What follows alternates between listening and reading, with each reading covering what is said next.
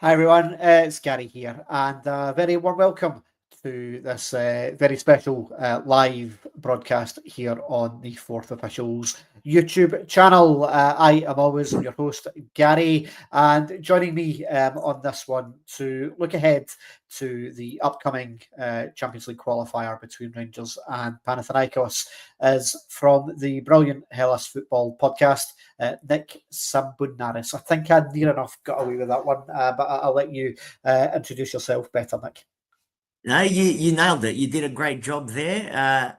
As you were saying, my name's Nick. I'm from the Hellas Football podcast. We've been going for since 2020. We started and we've grown and grown and grown over the years to the point where we have today. And I'm also part of another podcast called Bowl Fans International, which is solely focused on Panathinaikos only. Yeah, so regular viewers and listeners to the Fourth Official will know that we've had Nick's colleague Stephen on the channel a couple of times, once in the build-up to the Rangers Olympiacos game in last year's Europa League, and also ahead of the Scotland-Greece game in the Nations League earlier on this year as well. So building up relations between Scotland and Greece, certainly we becoming quite regular bedfellows, and with the draw yesterday between Rangers and Panathinaikos for the second qualifying round for the Champions League, certainly is bringing a couple of old foes together again, not having played each other since Rangers last got to the Europa League final in 2008. Famously, Nacho Novo's goal in Athens. But I think from a Rangers perspective, Nick, it was the draw that we didn't want going to Athens in July. It's going to be pretty toasty. But I think from a Panathinaikos perspective, they probably didn't want Rangers either. You nailed it on all fronts. We are going to get sick of each other, us Greeks and you Scottish guys. Not only our club teams, also our international teams with the blockbuster World Cup qualifiers coming up later in the year as well. And as I fully agree. I mean, from a Rangers perspective, we were definitely the hardest opponent on the unseeded side. And Rangers, definitely head and shoulders in terms of the name, Rangers is definitely the hardest opponent. Then the more you dig in, there are a couple of both clubs. We're going to get into it. Both clubs remind me of each other in different ways. There's issues in both clubs at the moment. But yeah, as you said, both clubs also have a history in the past as well. Played 4 times, 1 win, 3 draws, 0 losses. Unfortunately, the last time was in Athens, and you guys got through on away goals. And before that was a famous 3-1 win at Ibrox in 2003, a famous Vasinas goal from distance. I was there that night. We're not going to talk about it, to be fair. It's still quite painful. But I think in terms of for the draw, you mentioned that there's a lot of synergies, I think, between both clubs, obviously both finishing second in their domestic leagues last season. Obviously, Olympiacos kind of runaway leaders and winners in Greece again last year, but probably to be expected in terms of the finances available to Olympiacos compared to maybe the rest of Greek football. I know you'll have your own opinions on that, but still, that Pana squad is chock full of quality international players all through the team, and a real mix of youth and experience. So, talk to us a little bit about the types of players that we can expect to see on the park for Panathinaikos, given obviously we're still 3-4 weeks away from the game, and there may well be some transfers in and out of the club before then. But who's your main threats and players that we, from a Rangers perspective, need to watch out for? What I'll do, I'll firstly cover that, and then I'll get on to the other points that you touched on as well. In terms of players to watch and our better players, I think definitely our right back, Yorgos Vayanidis, also a Greek international. He played in that game at Hampton Park where Greece prevailed 3-0 earlier this year, back in March. He's always been turbo. He's been great going forward. His crossing has improved, but now he's also improved the defensive side of his game. And leadership oozing out of him, leadership quality, still not very, relatively young, I would say. His link up with our right winger, Brazilian Tete, that you may be familiar with. He spent some time at Leicester City on loan, also at Lyon and Shakhtar as well. On the other wing, he's a right winger, but he's been playing predominantly on the left wing, is Facundo Pellistri, formerly of Manchester United. And we've also got our striker, our main man up front, who's coming off a very underwhelming season, Fotis Ioannidis, another Greek international. This time last year, allegedly, we were rejecting offers of 30 million euro from certain Premier League clubs. He's allegedly, again, if the price is right and the player's interested, he might depart. I'm hoping any potential sales will happen after this tie against Rangers. This is definitely the most important, I think, this second qualifying second round qualifying tie from a Panathinaikos point of view, because we win this, the winner of this basically wraps up guaranteed Europa League phase entry. You don't even drop to the Conference League, and for us that's crucial because we're not going to cop points deductions or anything like that or transfer bans. We are going to cop a fine from UEFA from a cost control perspective, and I'll get onto the reasons why a bit later on. But at minimum, Europa League has to be the aim for us.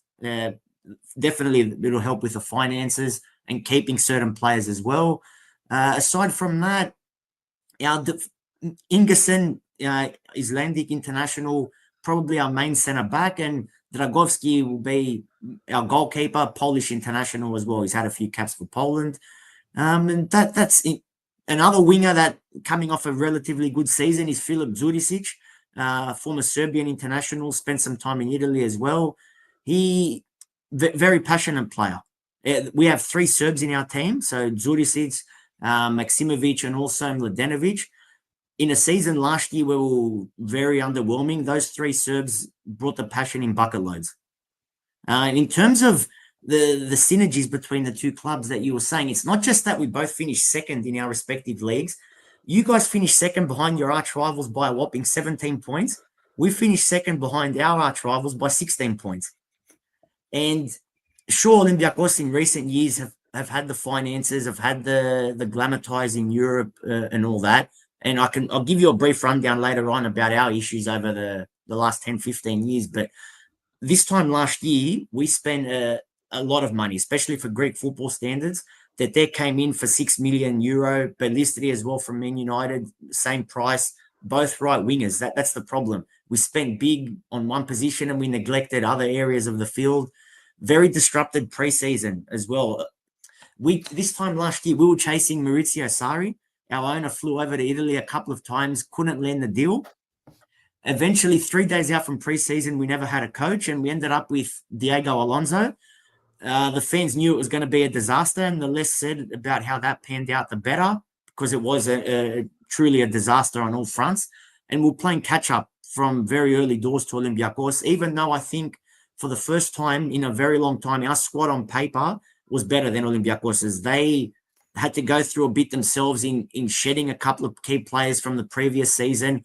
They had some cost control issues as well, so they weren't able to spend the way they usually did as well. And they relied predominantly on youth in large parts throughout the season to get them through. But they had a coach that was he got them structured, very well organized with a set game plan, and we were all over the shop. And luckily for us, Rui Vitoria came in and somewhat steadied the ship. Yeah, and I think that's one of the concerns I think that I've certainly got from a Rangers perspective is that the game is coming very, very early. Obviously, Rangers get a new coach in place, and Russell Martin, who's coming on board. This will be his first competitive game in charge of Rangers, and there's a lot of work needing done with regards to the Rangers squad. And one player in particular who's been very heavily linked with Greek football over the last week or so has been Cyril Dessers, who was Rangers' top goal scorer last season, heavily linked with AEK in Athens. Greek media, which isn't always the most reliable, but can be sketchy, but stating that AEK are trying to be a bit lowball in terms of what they want to pay for Cyril Dessers, and Rangers now under new ownership kind of holding out for what they think Dessers is worth. So remains to see whether or not he will be in there, but Rangers certainly needing new players, having lost a lot at the end of last season. So the way the squad's shaped up at the moment, to be ready for a big European game early on in the season. We've seen Rangers fall foul at this stage already. Just last year to Dynamo Kiev, saw us drop to the Europa League.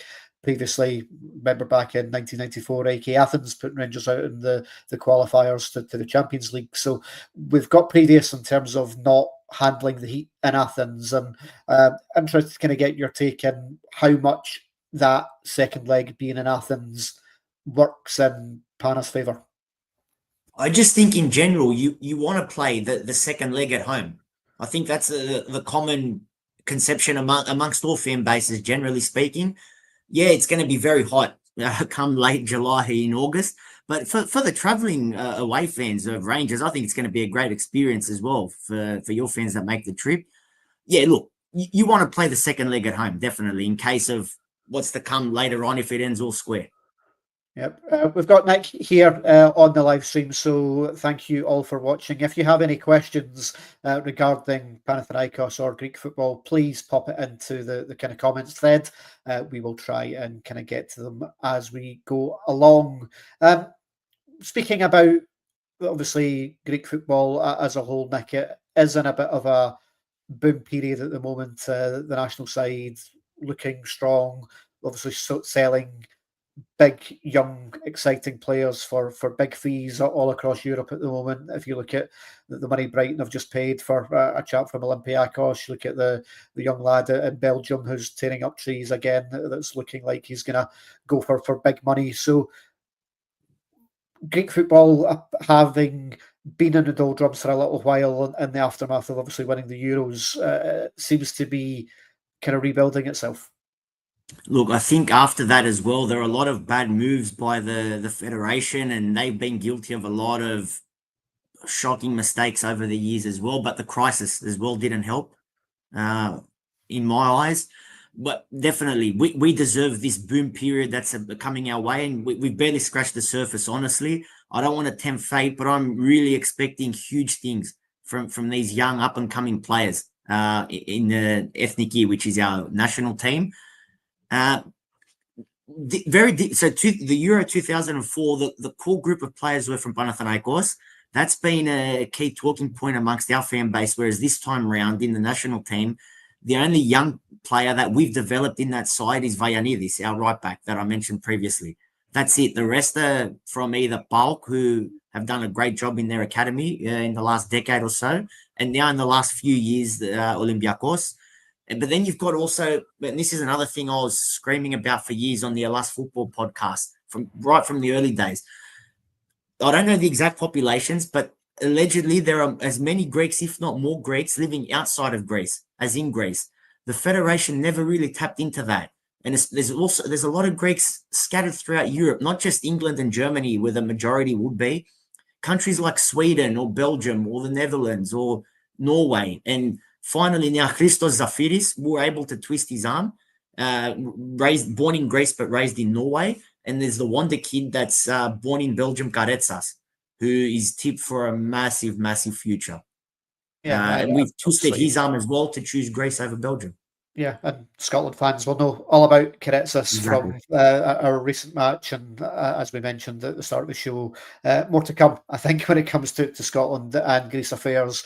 Back to Pana then. One of the questions I've really got for you that's kind of been posted to me is the Greek League doesn't actually kick off until late August. Yeah. So the timing of this game, certainly from a Rangers perspective, is early, but it's even earlier for Panathinaikos, who are about 3 weeks behind when the Scottish League starts. So how much preparation are Panathinaikos doing ahead of this game with Rangers in 3-4 weeks' time? We are used to this. It is worth noting. We started around this. We started the same time this time last year, albeit from the Europa League qualifiers. So we're not novices at it. But yeah, look, it's not ideal. However, the positive is this time around there's more stability, more continuity, and we're finally doing non-Panathinaikos things that you wouldn't normally associate with Greek football and/or Panathinaikos. We kept our coach after a failed season, which is a massive tick in the box because as I said, he came in and he made the best as he could of a bad situation, so he deserved to stay on. That's a positive compared to Rangers, who are starting fresh with a clean slate with a new coach. So we've kept our coach. We've also made 2 signings already announced. A third might be imminent as well, and hopefully more. I'm hoping so. So far, we've named a left back signing, Yorgos Kyriakopoulos, who's very familiar with the Greek league, coming off 5 years in Serie A in Italy, played for a bunch of clubs there, and also Ahmed Touba was from the Turkish league, but he spent last season on loan in Belgium. That was a bit more underwhelming. The fans weren't as pleased with that one. Allegedly, a young right back from Levadiakos, hopefully, fingers crossed, is on the way. And I really hope we have a number 6 and a number 10 signed before we play you guys. It's either going to be, 22nd, 23rd of July in the first leg. Yeah, just so waiting. we're doing things that you wouldn't normally associate. We're making moves. We've also announced a decent list of friendly matches as well. So we fly out on we started preseason this week on the 16th of June. We fly out to Austria for a mini preseason camp on the 30th of June. So hopefully the 6 and the 10 signings that I mentioned can join us in Austria. And that's where Victoria can really hone in and get his ideas across to the players. And I think that's certainly a frustration from a Rangers fan side at the moment, is that new signings have been very slow from a Rangers perspective so far. We're used to it. Yeah, just Lyle Cameron confirmed so far, which we knew anyway in terms of him coming in on a pre-contract from Dundee. The return of a lot of loan players, the likes of Ben Davies, Jose Cifuentes, who was out in Cyprus last year, and also Kieran Dowell, who was at Birmingham City. Talk that Russell Martin's wanting a look at these in pre-season training. The Rangers first team reports back for first team training this coming Monday, but certainly we're expecting a bit of a wriggle on in terms of new players on the door. So I think the way the Rangers squad currently is does look a bit threadbare, and given the stability in Panathinaikos, that is making things a little bit sketchy. What you mentioned earlier with regards to the Europa League, I think it's massively important. That's a level that Rangers have been very comfortable in over the course of the last kind of 3 or 4 seasons. However, the fact that we are needing the finances, I think, from being in the Champions League, neither Rangers or Pana want to really be playing Europa League football this season. So I'm just reading this comment here. Rangers 10-0. I doubt that. Well, I'm glad you can read that, because it's certainly all Greek to me. Dessers might not even be there. Yeah, well, we're certainly all the talk is that Dessers is likely to be leaving, but we need to agree a fee with AEK on that front. So we'll see. The last I read, 2-3 days ago, it was like virtually a done deal. Now the talks have somewhat stalled, haven't they? Yeah, I think AEK are looking to try and drop a bit off the price, and obviously Rangers now under new ownership are slightly less needing the money at this stage, certainly in the season, so are willing to wait until their fee is met before they release Cyril Dessers, which I think, to be fair, is the right thing to do. As much as Cyril Dessers can be a bit of a polarising figure, he was still our top goal scorer last season with 29 goals, so you don't let that go out the door easily for a fee that you don't think he's worth. Whilst it might still allow us to go out and bring someone in, the likes of a Mattia Friend or a Dortur Gaman, who are certainly the 2 names that have been heavily linked, but you don't bring them in unless one goes out the door. So both Dessers and I think interesting Hamzi Gaman, the Moroccan striker, again, wouldn't be volunteering bids to come in, but I think at Rangers level, everyone's got a price. So if you get an offer in, then you have to take that and then look to reinvest wisely. And I think that's been part of Rangers' problem over the course of the last 3 or 4 seasons, is that investment hasn't necessarily been overly strong. In terms of the way Pana play, then, Nick, formation-wise, what's the kind of best, what to expect? Are we 4-4-2, 4-3-1, kind of bit of both? I would imagine we're just going to go with the tried and tested. I think 4-2-3-1, 4-3-3, a variation of that. There was talks if we go like 3-4-3 or 3-5-2 and maybe have it as a plan B. And there's other talks. Vittoria in the past when he managed Benfica, he preferred the 4-4-2. I can't see us starting maybe as a plan B. If we're down, we might play with two up top. I don't think so. I think it's going to be a variation, like either 4-2-3-1 or 4-3-3. In terms of how we play, this was our problem last season. We were consistently inconsistent. Just true Jekyll and Hyde team where we played to the level of our opponents. We eliminated Lons to qualify for the Conference League last season, which was huge in itself because we were huge underdogs in that one and coming off a first leg loss in France. So we aimed up in the big game there. We aimed up. We were really good away in Amsterdam against Ajax, where it was a monster penalty shootout. It was like 14-15 or 13-12, something like that. That eliminated us from Europa League qualifying last season. So we can play against the big boys. We actually also beat Fiorentina in the Conference League knockout stages, 3-2 in the first leg. Then you contrast it with so many shocking results in the league against teams you expect us to beat. And also Vikingor from Iceland beat us in the first leg, in the playoff round for the Conference League. As I said, we play to the level of our opponents. The players just, I don't know what happens. They start off slow and lethargic and naive. They think we're playing a lesser team where it's going to be a walk in the park. It doesn't work like that. That's something we really need to address. In an ideal world, when we were winning matches, Vittoria, his style's not going to be something that wows you constantly and gets you off your seat, but it is efficient football. We created more chances as soon as he came in. Definitely, to my liking, much more defensively organized and structured and much more solid at the back, although that kind of unraveled as the season went on. And just from a control point of view, control the game, not only with possession, but to be the ones knowing, like, I'll give you an example. We played Ike last season a couple of times. So I'm not sure how it works in Scotland. We have the league and then it goes into a playoffs at the end of the year. When we played Ike under Vittoria, we sat back, let Ike have the lion's share of possession, which I know Russell Martin coach teams like to do.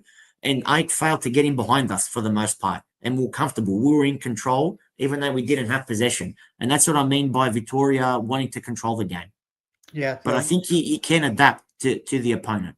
Yeah, certainly for Philippe Clement, the previous manager, really struggled against a kind of low block style. And speaking of that, not that I watch Scottish football every week or Rangers every week, but the one time I did watch you guys play last season was against our arch rivals Olympiacos.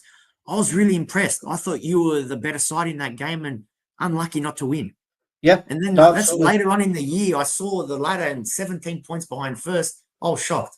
Yeah, and I think that was Rangers last season, kind of similar to what you mentioned there. Were able to raise themselves for the big games, did well in the Old Firms as well against Celtic, but too many drop points against the smaller teams in the league that certainly kind of lost there being a title race really for last season, and ultimately cost Philippe Clement his job. And it's for Russell Martin to find a way to get more consistent results against the other teams in the league while still maintaining Rangers being competitive at a European level. And that's certainly the challenge that will be brought on him and his coaching staff. So a lot of work, I think, to be done over the course of the next kind of 3-4 weeks to get Rangers ready for the test of Panathinaikos. What's the Greek kind of opinion of this tie? Are they going Panar favourites? Is it a 50-50? Is it a would have rather got Pilsen? I think even the most hardcore Panathinaikos or one-eyed Panathinaikos fan can agree that Rangers are favourites. I definitely believe Rangers are favourites. I wouldn't say heavy favourites though. I would say slight favourites. Yeah, and I think like Europa League final not too long ago. What was it last season? Europa League quarterfinals. Quarterfinals, yeah. Quarterfinals, like our best achievement in the last few years in Europe. we're coming off a real bad patch in our club's history, very tumultuous period. But the best we've done in recent years was last season, round of 16 in the Conference League, by comparison. So we're still trying to work our way back up to our glory years, where it is worth noting we are still to this day the only Greek club that has played in the European Cup final. Yeah, and I think what certainly that's why I believe Rangers are favourites, and look, as a slight favourites, because as Russell Martin's coming in, and I don't know. I don't know what you think about him. I'd like to hear your thoughts on him as a manager. I watch a lot of the Premier League because I have a club that plays in that as well that I follow, but I wasn't impressed with him last season, where he failed with Southampton. He could see he was fighting a losing battle, and he never had a plan B, and he was never interested in changing his ways. It wasn't a popular pick, I think, Okay. in terms of the options that were available to Rangers this summer. But he appears to have came through a very rigorous interview process and has very much came through that as the outstanding candidate that the Rangers board wanted to go along with. I think the Rangers fans are in that kind of stage of just now, right, let's wait and see. It wasn't a sexy appointment by any stretch of the imagination. It's not a name that straight away will deliver fear in opponents. However, he does have a reputation of playing football in a particular way, which actually in the Scottish game may be quite successful. But it's a maybe at this stage, and it's a kind of wait and see. I think no matter who got the Rangers job this summer, it was all going to be dependent on recruitment, both in and out of the club. And as we sit here on the 19th of June, there's very little has happened in terms of actual concrete people coming in the door. Lots of rumours in terms of players that are in talks to come in. And if that happens, then certainly Rangers will be a lot stronger than what we currently are at the moment, but it will require recruitment. But that would have been the case whether it had been Steven Gerrard coming in, or whether it had been Marco Rose, or whether it had been someone else. You might love Gerrard, but I've been scarred from the guy. Well, it's one of those where there wasn't an outstanding kind of candidate available that everyone in the Rangers support would say we want them.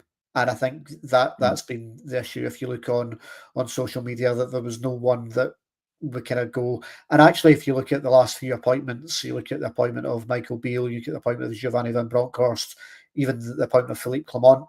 On paper, they all were decent appointments, and it didn't work. So we need to trust in the fact that the new ownership have shown that they've got a bit of pedigree from what they've done at Leeds. And they're not afraid to make what seem to be relatively unpopular decisions. But as with everyone, and you'll know this yourself, success on the park will ultimately drive whether or not it's been the right move or not. But Definitely. There's an awful lot riding on certainly this Pana game in terms of at least giving you that fallback of Europa League football, because if you lose this tie, then fair enough, you go into a qualifying round for Europa League, but you're not seeded. So you're coming up against a side who are potentially a stronger team than a Panathinaikos if you don't win this one. And that was the issue last year, was on paper, Rangers should have beaten Dynamo Kiev, and they didn't. So we will watch with interest in terms of what happens over the coming weeks in terms of getting that squad up and ready to go for the game, and loads of coverage of the match when it comes around in 3 weeks' time here on the Fourth Official, and presumably on Hellas Footy as well. Yeah, there are lots of coverage. It's going to be a good build-up now. It doesn't really because it's the first tie for both clubs, where you've got a month to really build it up and start looking forward to it. And I think it's going to be great. One thing I was also going to ask you, I believe your best centre back might miss definitely the first leg. Is that John right? Suter, yeah. So he's had to go for hernia operation, which has been delayed because he played for Scotland during the friendlies and earlier on this month. Hasn't gone down well, let's say, in terms of, because really Rangers season last year ended after they got beat by Bilbao in the quarterfinals of the Europa League. If he required surgery at that point, that's really when that should have been scheduled for, rather than just now waiting to now. Rangers needed 2 centre-backs anyway during this window, so one looking like potentially being Connor Cody. Obviously, Leon Balogun's moved out as well. But yeah, John Souttar's absence will be a blow, but certainly I think Rangers needed 2 central defenders anyway. And I think young Clinton Inshallah, I think, has got a big season ahead of him. I think had a year to acclimatise to Scottish football. I think he looks the type of player that will fit a Russell Martin system quite well. So I would expect to see quite a bit of Clinton Inshallah this season, perhaps alongside a more experienced head such as a Connor Cody if Connor Cody comes in. Also talk of a new right back. If we can get that deal for Max Aarons done, then that is certainly an upgrade from what we've got presently.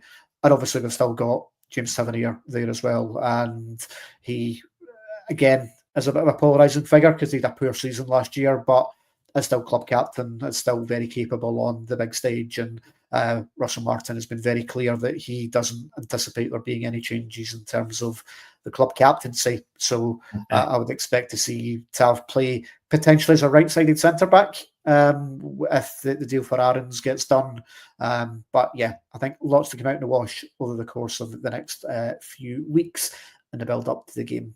Where can people find you and the Hellas Football podcast, Nick? Me personally, my X / Twitter, Nick Red V. And if you want to follow Hellas Footy or Hellas Football, it's at Hellas Footy. Perfect.